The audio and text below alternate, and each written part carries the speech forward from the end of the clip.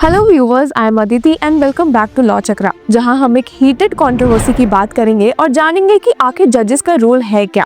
अब आप सोच रहे होंगे कि हम आखिर इतना आसान सवाल क्यों पूछ रहे हैं। सबको पता है कि जजेस का काम है न्याय देने का, पर क्या हो जब एक सिटिंग जज के स्पीच से देश में तहलका मच जाए? क्या हो जब फिर से वापस से यही सवाल उठ जाए कि क्या जुडिशरी और पॉलिटिक्स के बीच का लाइन बहुत थिन हो गया है? कुछ ऐसा ही बीते दिन हमें देखने को मिला जब इलाहाबाद हाईकोर्ट के एक सिटिंग जज जस्टिस शेखर कुमार यादव ने विश्व हिंदू परिषद के एक इवेंट में शामिल होकर कुछ ऐसे रिमार्क्स पास किए हैं जिसने लोगों को शॉक कर दिया है। ये इवेंट रिलीजियस और जुडिशियल रिफॉर्म्स के मुद्दों पर फोकस कर रहा था, जिसमें कि काफी sensitive topics such as Mathura और वाराणसी के टेम्पल डिस्प्यूट और वक्फ अमेंडमेंट बिल की भी बात हुई थी। पर इस इवेंट का मेन टॉपिक था यूसीसी, यूनिफॉर्म सिविल कोड, जिसे कि बीजेपी और रूलिंग पार्टी पूरे देश में इम्प्लीमेंट करने की कोशिश कर रही है। इसी के रेस्पेक्ट में जस्टिस शेखर यादव ने क्या कहा है, चलिए सुन लेते हैं, जिसकी वजह से देश में तहलका मचा है। उन्होंने साफ शब्दों में ऐड किया कि मैं बिना किसी झिझक के कह सकता हूँ कि ये हिंदुस्तान है और ये देश उन बहुसंख्यक लोगों की इच्छा के अनुसार चलेगा जो यहाँ रहते हैं।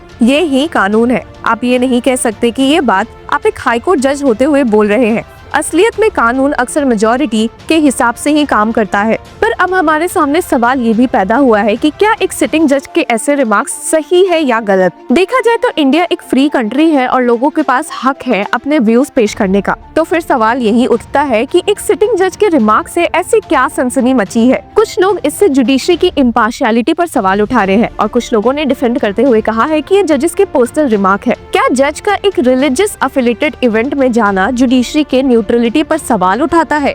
इस मामले में एक व्यूज हमें सीनियर एडवोकेट इंदिरा जयसिंह से भी सुनने को मिला है, जिन्होंने ट्वीट करते हुए कहा कि What a shame for a sitting judge to actively participate in an event organized by a Hindu organization on its political agenda.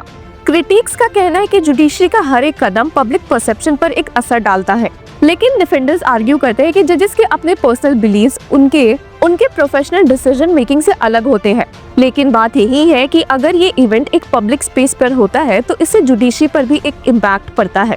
UCC के सपोर्ट में जस्टिस यादव ने ऐड किया है कि जब हमारे देश में कॉन्स्टिट्यूशन एक है, पीनल कोड एक है, तो सिविल लॉज अलग अलग क्यों है? और ये बात वो शपथ लेकर कह सकते हैं कि यूसीसी देश में जल्दी लागू हो जाएगा। ही फर्दर एडेड, आप एक महिला का अपमान नहीं कर सकते जिसे हमारे शास्त्र और वेदास में देवी के रूप में माना गया है। आप ये अधिकार नहीं मांग सकते कि आपके पास 4 पत्नियां हो, हलाल करे या ट्रिपल तलाक का पालन करे। आप कहते हैं हमें ट्रिपल तलाक बोलने का अधिकार है और महिलाओं को मेंटेनेंस ना देने का भी, ये अधिकार नहीं चलेगा। यूसीसी के बारे में जस्टिस शेखर यादव ने कहा भी कि ये एक ऐसी चीज नहीं है जो वीएचएस, आरएसएस या हिंदुइज्म एडवोकेट सिर्फ प्रमोट कर रहे हैं, जबकि सुप्रीम कोर्ट ने भी इसके बारे में कई बार जिक्र किया है। अब स्पीच ने देश में तो तहलका मचाया है, पर ये डिबेट एक अलग सवाल को उठाता है कि क्या जुडिशरी और रिलीजन के बीच एक क्लियर सेपरेशन होनी चाहिए, और अगर नहीं तो इसका डेमोक्रेसी पर क्या असर पड़ेगा? अब इस मामले में आप अपनी राय हमारे साथ शेयर करें कि क्या जज ने गलत बोला है या सही। और ऐसे ही लीगल अपडेट से जुड़े रहने के लिए कीप फॉलोइंग लॉ चक्रा।